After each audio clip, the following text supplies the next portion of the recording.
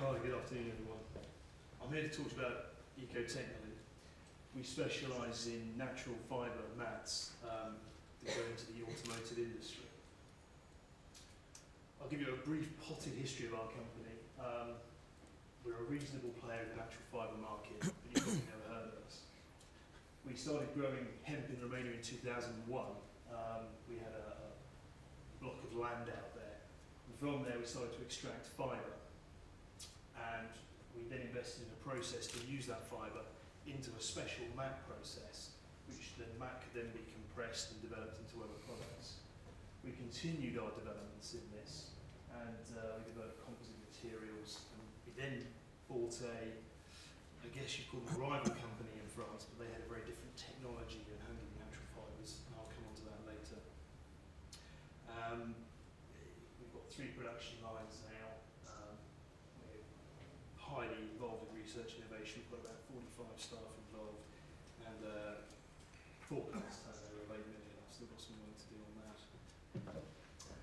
So our main activity is natural fibre mat production. We're producing natural fibre mats in the UK and France, and also in the UK we are now coating and moulding panels using a new bioresin system. Our facilities can produce about 9,000 tonnes of product. In France we're using flax, a by-product fibre flax. This isn't the flax that goes into suits or money or the high end. This is shorter flax fibres which can't be utilised for anything else. We can then take these, use them in our process to manufacture mat product to go into automotive applications. In the UK, we use linseed, partly because we don't get grow flax in the UK anymore. Linseed's very easy to grow in this country, and we can extract the fibre very simply. Our standard products we blend with different binders, polypropylenes, polylactides, polyethylenes to give them the moldability.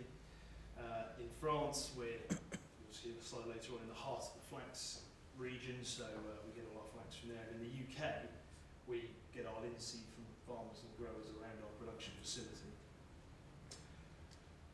I stress that our main income is from automotive, but we are actively diversifying into new markets. We've got new products going into construction, we've got oil absorption products, geotextiles, and a few other new materials coming on stream. Our expertise is in the non-woven sides of needle punching and air lay. This isn't woven product, material engineering, and we also specialise in fibre agronomics, so advising people and growers how to get the most fibre out of their crop. Currently we have, in the UK, we have our headquarters and R&D facility based at Kimbolton, just outside Cambridge, where we develop new materials, we test materials, and we specify materials for certain clients. We then have a 14-acre site in France where we needle punch mats.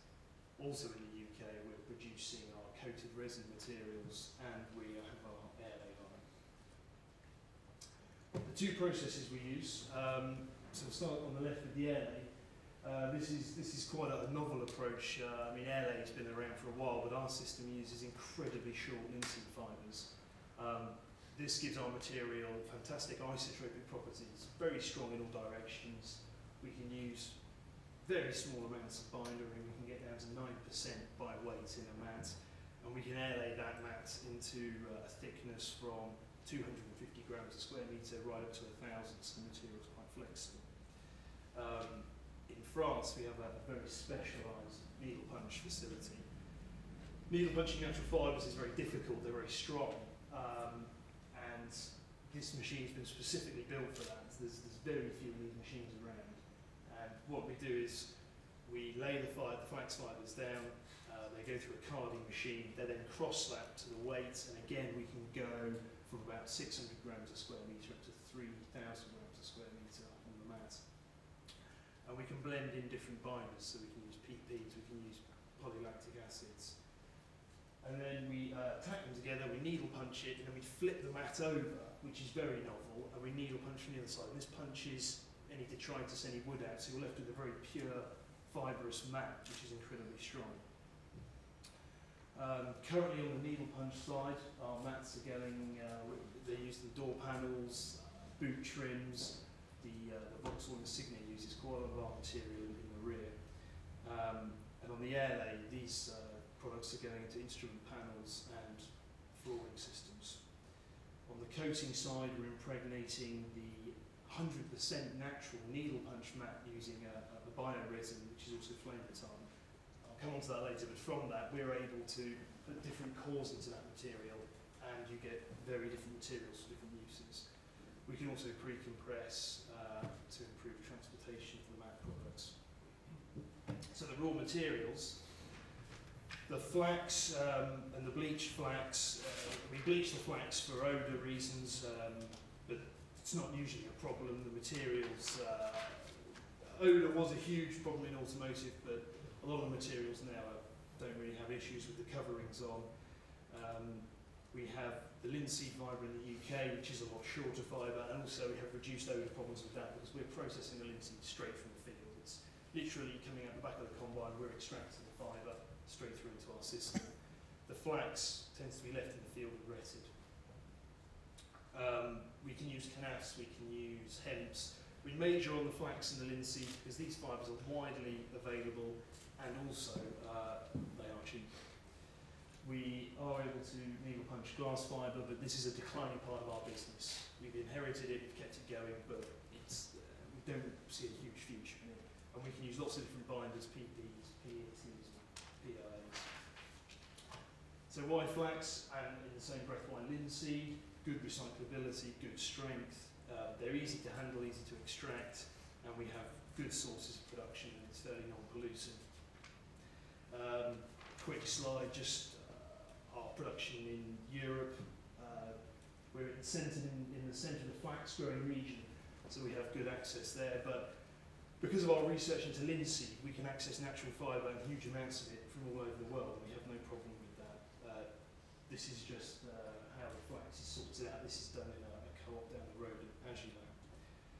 New materials. This is very interesting now. This is where we're taking 100% needle punch flax mat. Because of the way we needle punch the material together, we're getting a strong mat, very consistent. We're able to then pull that mat through a resin system and coat it with a sugar-based bio-resin. This resin is formed from byproducts as well, so this isn't land that's threatening food production. This is land that's already being used, and we're using the byproducts into our products. So we've got a green, sustainable, light, formable, and flame-resistant product. From the board, we can then add different cores. So we can use a paper honeycomb for weight, or we can use cork, or even balsam wood, and these give us different thermal and acoustic properties. And certainly in the construction industry and in the retail industry, we're finding good access into that. Now, the reason our materials are finding a lot of ground, and this is a very interesting slide, and I'll leave it up here for a while. This slide shows you the price of polypropylene compared with the price of oil. And what you see here, and what a lot of our automotive clients see here, is this is over the space of a year, volatility, and that volatility in the oil market is impacting on the plastic price. A lot of our materials are used in replacement of injection moulding and other plastics. So what we offer is a stable price product that doesn't have this volatility, and also that we don't have an issue where peak oil is coming. We're able to move away from that and keep our prices level, keep our sustainability credentials, and we have very good access at maintaining price levels for all our clients. And I think this is a key area where we're going to see as oil prices start to rise, and it's inevitable that unless we can increase recyclability and other aspects, that plastics will just become more expensive and harder to